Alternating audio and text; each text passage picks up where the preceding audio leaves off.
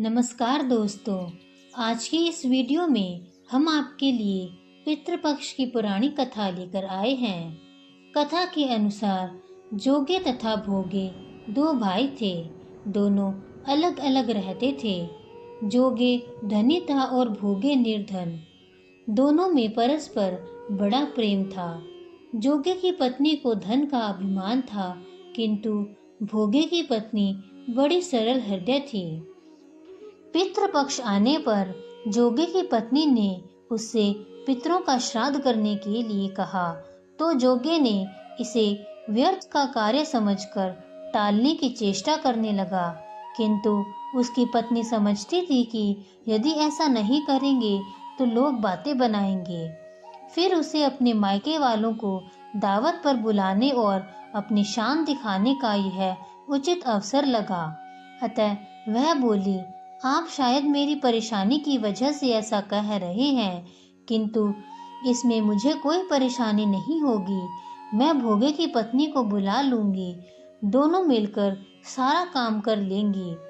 फिर उसने जोगे को अपने पीहर न्योता देने के लिए भेज दिया। दूसरे दिन उसके बुलाने पर भोगे की पत्नी सुबह सवेरे आकर काम में जुट गई। उसने रसोई तैयार की, अनेक पकवान बनाए, फिर सभी काम निपटाकर अपने घर आ गई। आखिर उसे भी तो पितरों का श्राद्ध तर्पण करना था। इस अवसर पर ना जोगे की पत्नी ने उसे रोका, ना वह रुकी। शीघ्र ही दोपहर हो गई। पितृ भूमि पर उतरे। जोगे भोगे के पितृ पहले जोगे के यहाँ गए तो क्या देखते हैं कि उसके ससुराल वाले वहाँ भोजन पर जुटे हुए हैं। निराश होकर वे भोगे के यहाँ आ गए। वहाँ क्या था, मात्र पितरों के नाम पर अगियारी दे दी गई थी। पितरों ने उसकी राख चाटी और भूखे ही नदी के तट पर जा पहुँचे। थोड़ी देर में सारे पितर इकट्ठे हो गए और अपने अपने यहाँ के श्राद्धों की बड़ाई करने लगे। जोगे भोगे के पितरों ने भी अपनी आप बीती सुनाई। फिर वे सोचने लगे, अगर भोगे समर्थ होता तो शायद उन्हें भूखा न रहना पड़ता। मगर भोगे के घर में तो 2 वक्त की रोटी भी खाने को नहीं थी। यही सब सोचकर उन्हें भोगे पर दया आ गई।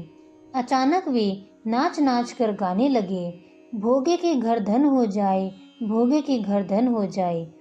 सांझ होने को हुई। भोगे के बच्चों को कुछ भी खाने को नहीं मिला था। उन्होंने माँ से कहा, भूख लगी है। तब उन्हें टालने की गरज से भोगे की पत्नी ने कहा, जाओ, आंगन में होदी ओंधी रखी है, उसे जाकर खोल लो और जो कुछ मिले बांटकर खा लेना। बच्चे वहां पहुंचे तो क्या देखते हैं कि होदी मोहरों से भरी पड़ी है।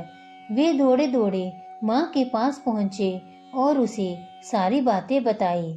आंगन में आकर भोगे की पत्नी ने यह सब कुछ देखा तो वह भी हैरान रह गई। इस प्रकार भोगे भी धनी हो गया, मगर धन पाकर वह घमंडी नहीं हुआ। दूसरे साल का पितृपक्ष आया। श्राद्ध के दिन भोगे की स्त्री ने 56 प्रकार के व्यंजन बनाए, ब्राह्मणों को बुलाकर श्राद्ध किया, भोजन कराया, दक्षिणा दी। जेठ जेठानी को सोने चांदी के बर्तनों में भोजन कराया। इससे पितृ बड़े प्रसन्न था, तृप्त हुए और पितरों ने भोगे को सदा सुखी रहने का आशीर्वाद दिया।